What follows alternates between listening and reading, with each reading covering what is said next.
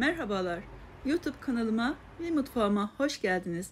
Bugün tepside su böreği tadında çıtır çıtır, çok lezzetli hem de yapımı da çok pratik olan tepside peynirli böreğin tarifini vereceğim. Buyurun yapımını görelim. Yarım demet maydanozu yıkadım, ince ince kıyalım.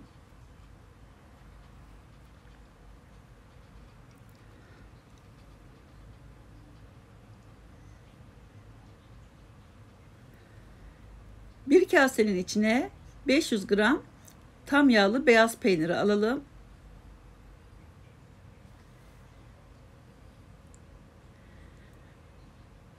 Bir çatal yardımıyla peyniri güzelce ezelim.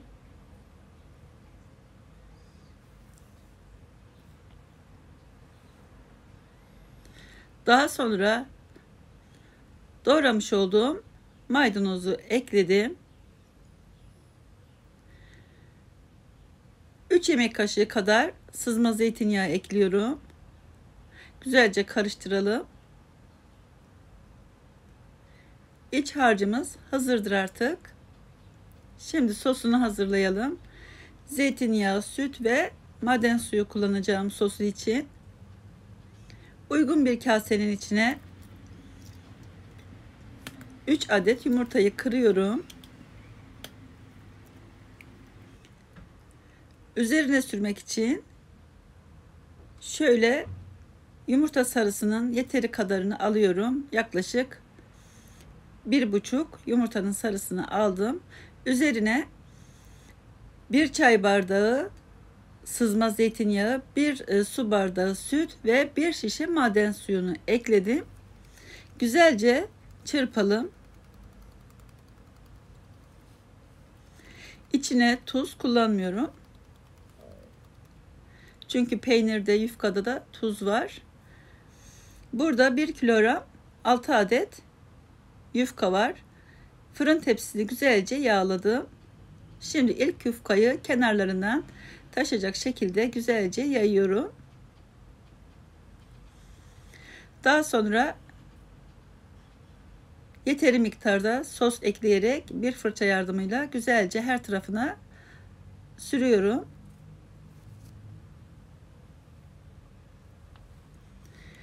Diğer yufkayı da ortadan ikiye bölerek yerleştiriyorum. Arasına sos sürerek. Bu şekilde 3 yufka altta, 3 yufka da üstte gelecek şekilde bu şekilde hazırlıyorum. Dilerseniz yufkayı böyle sosa batırarak bu şekilde de yayabilirsiniz.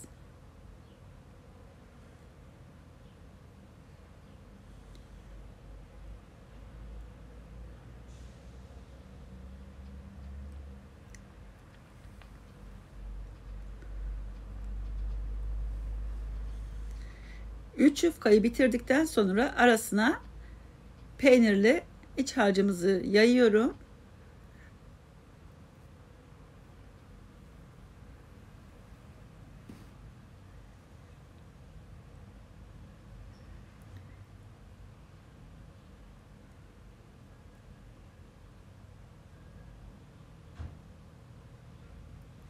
Diğer kalan 3 adet yufkayı da ortadan bölerek düzgün bir şekilde aralarını soslayarak devam ediyorum.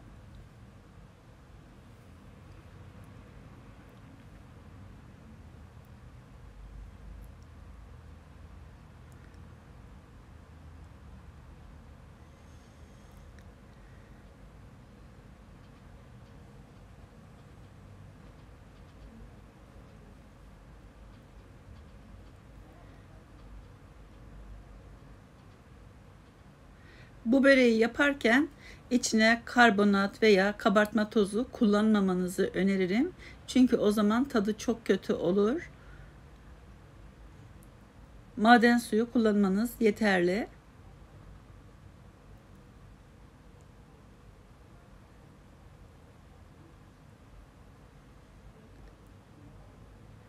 Şimdi kenarındaki Yufkaları da içine doğru katlayarak kapatalım.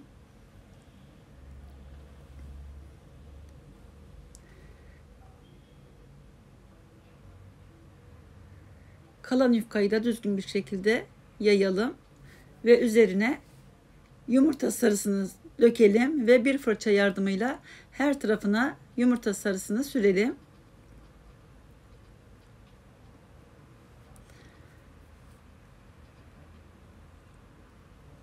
Piştikten sonra kesmesi zor olur. O yüzden dilimleyelim.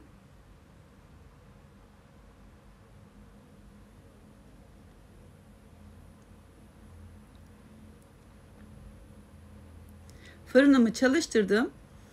180 derecede ısınıyor.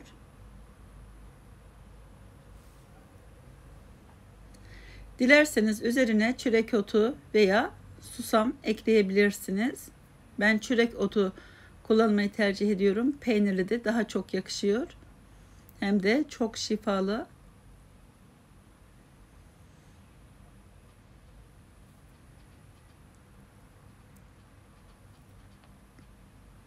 Şimdi önceden ısıtmış olduğum 180 derece fırında yaklaşık 40 dakika içinde üzeri pembeleşinceye kadar pişirelim.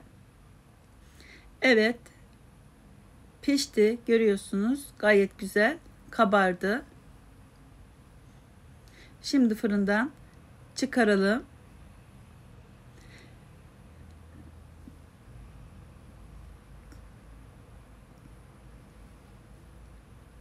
İlk sıcaklığının çıkmasını bekleyelim. Daha sonra kesmiş olduğumuz yerlerden tekrar keserek dilimleyelim.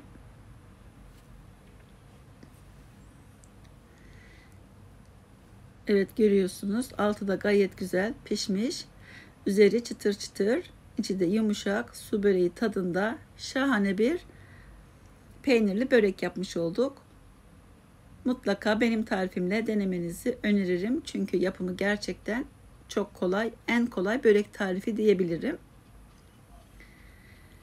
Umarım tarifimi sizler de dener ve beğenirsiniz. Eğer tarifimi de buraya kadar izlediyseniz ve beğendiyseniz lütfen beğen tuşuna basıp, abone değilseniz de abone olup bildirim zilini açarsanız ben tarif paylaştığımda size bildirim gelir. İzlediğiniz için de çok teşekkürler. Başka tariflerde, başka videolarda görüşmek üzere. Hoşça kalın. Afiyet olsun.